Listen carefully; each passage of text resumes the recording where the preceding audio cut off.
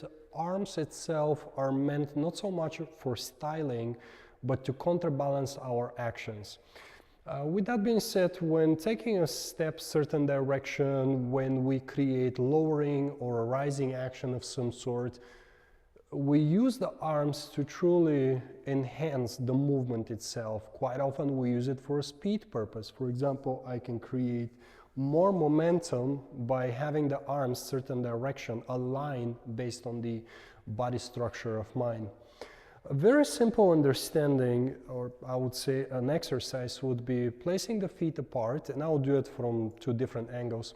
First in front, so I'll place my feet apart, and what I'm going to do is I will commence with the right arm only. You can do it with the left if you prefer. Right arm sideways, and then I will open and develop. Typically when I open the arm, I will make sure that the elbow itself is being slightly soft, bent, flexed. And then I will reverse once again, starting through the elbow and then dropping down. Now I can do it once again, but this time I can play with the wrist of mine. Keep in mind that the wrist and fingers, they're the very last thing that typically develops in a movement. 1, 2, and I can even create something a little extra through the fingers, such as closing, starting from the pinky, closing all the fingers, rotating the wrists up or down, creating a splash effect, and so forth, depending on what we desire. It's always good kind of to train different things, because this way we'll be always ready for whatever the routine throws at us. One more thing, the one time that I will perhaps choose to hyperextend the elbow as well is if I have a full development, and you can see how I'm elevating the heel of my side. That's going to create quite a strong diagonal, and then I will have a full development through the arm. But then when I have full development, I'll probably restrict the playfulness in the wrist and elbow area. I'll just make sure that I hit the line and then exit the line. Very same action through the left, and again just emphasizing on the importance of starting the action itself through the elbow and then developing the style itself. What's incorrect to be done is a straight shot. I also like to call it wiper blade. So this is just not a great look when doing it.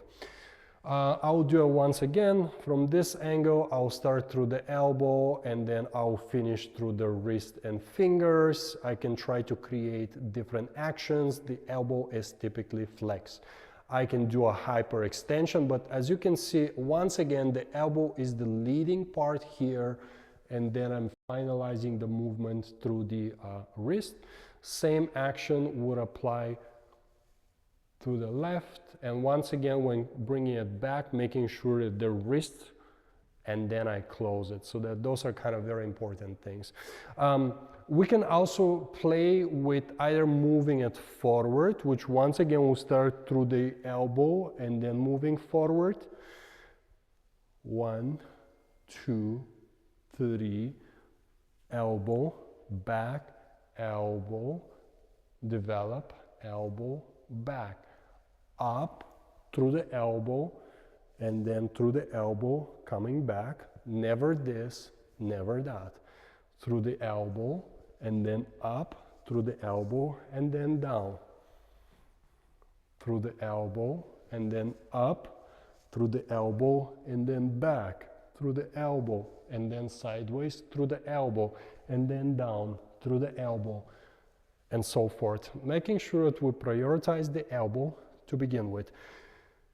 Fingers are primarily for styling and finishing the line, but I like to control the fingers as well. So with that being said, my fingers are not loose, right? So there's always energy flow through the tip of each finger of mine.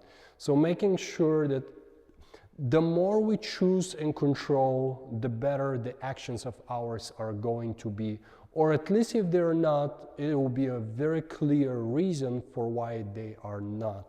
We'll be able to kind of detect the problem. Where if things are just happening, then perhaps we'll be struggling developing proper